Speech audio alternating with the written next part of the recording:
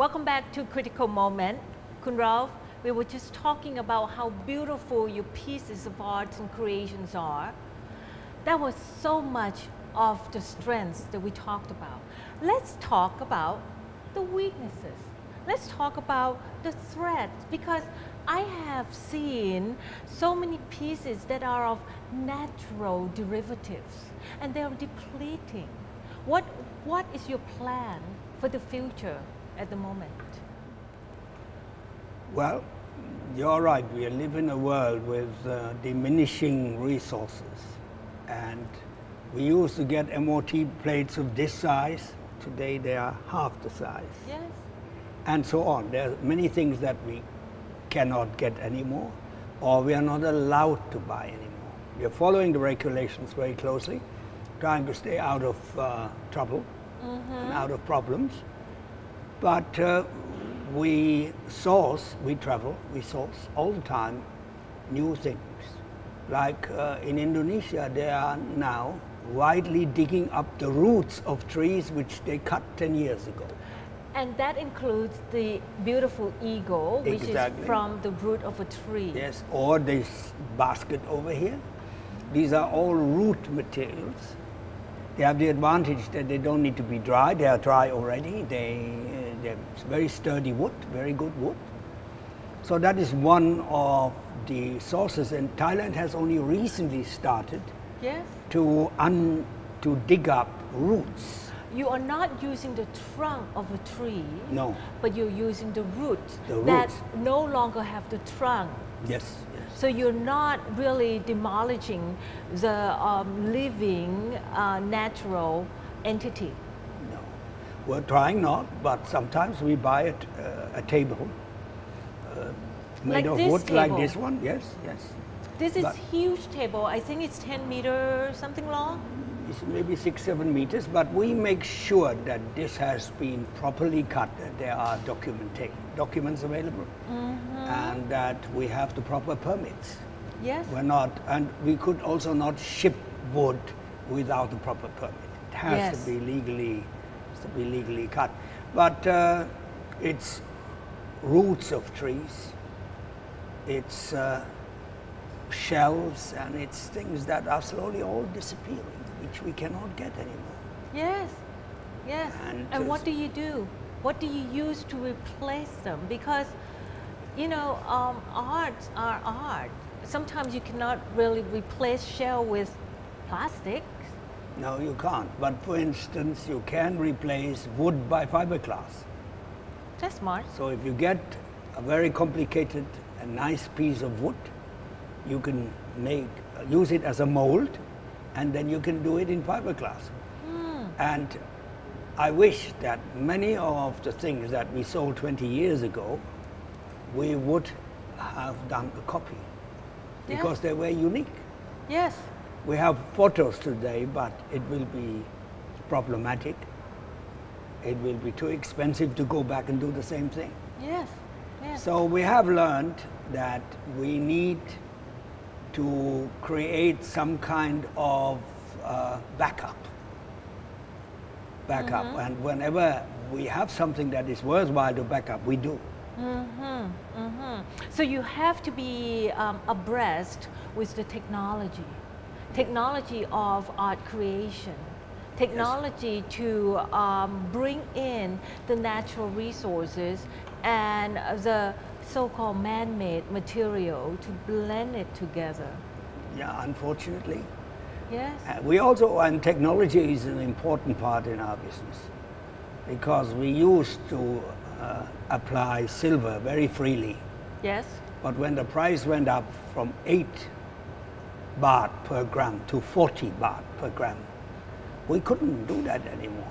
So we had to go to tri-dimensional design, which calculates the weight, lightweight all the time, and still the products are much more expensive than they used to be, simply because of the metal price development. But this is a constant challenge on the market, that somebody bought something 5 years ago at 100 and today it costs 150. So that's why many of your items have become collectible items. That's true. And I have studied that many of your pieces have been through auction houses. That's right. For example, I believe the purse that once belonged to an icon at Hollywood, Elizabeth Taylor. It was in the auction house for so much more than it was actually bought for her. That's right. Can you tell us about that a little bit? What purse was that? It was an elephant purse made of silver. An elephant purse? Yes, it was an elephant purse that you open up, and it had precious stone decoration. And that elephant purse, I don't know how much it was sold. I'm not really very much involved in price, but I know that it was auctioned for $150,000 or $140,000. It was a huge sum. Wow, unbelievable. It's amazing how you remember the detail of the design, the ornaments that you put into it, but you don't remember the price. No. Who wants to remember the price, right? So that's probably says a lot about what you have and what it's going to be. Now, do you think your clientele changed over the years? You have 30 years of business with your clientele and they're expanding every year. Well, we have very dear and loyal clients for many, many years. We love them. They seem to love our products. And we are trying to keep this in a kind of also a family relationship. So recently we went, for instance, to Phukao Krairat. Yes. And before you reach that mountain, there is a famous lake, Monsarovar. Oh dear. And that's the holiest water for Hindus. Yes. So we carried back 25 liters of water. This spirit, holy water. Really holy water, and we are giving it to all the Hindu clients of ours who, for them, this is the most precious Blessing. gift they can And get. you know what? Imagining how you give them is not just put it in a vial. You probably put them nicely in something like... Well, we give them a 100cc bottle, nicely decorated with a description and with a photo that it was really when I collected it. See, that is so Lotus Art de Vivre. Clientele and going a step further just to please these good friends of yours. Now, as you expand over 30 years, clientele are no longer just situated in Thailand. You have clientele in the ASEAN community, you have clientele in London, you have clientele everywhere. How do you manage all these people? Well, we have a very expensive computer system that cost over 30 million baht to control the stock, the production, the finished stock, and also our database and customers. And we do what most brands have to do. We send them twice or 3 times a year a circular letter, a reminder that we are still there.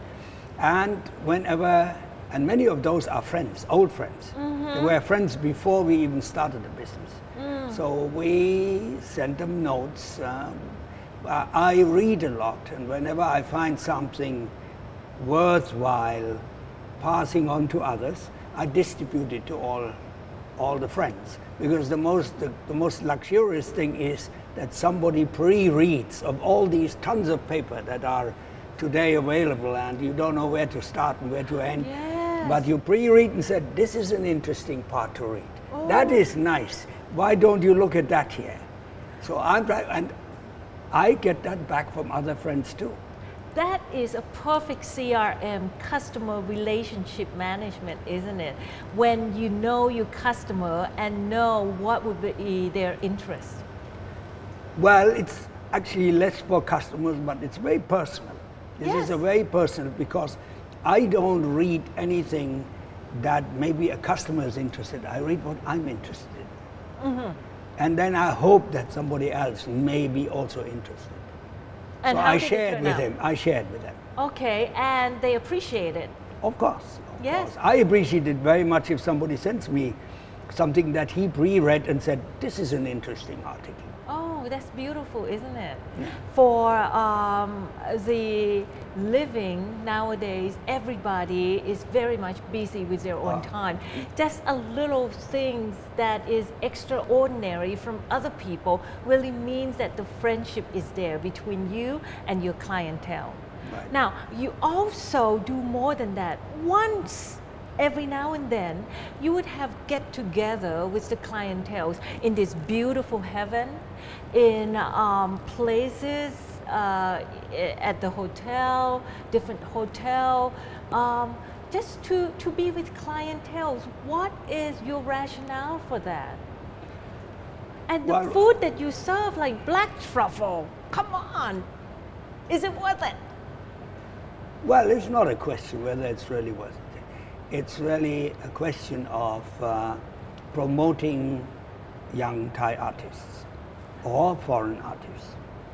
I think we in Thailand are a little slow in developing the art market.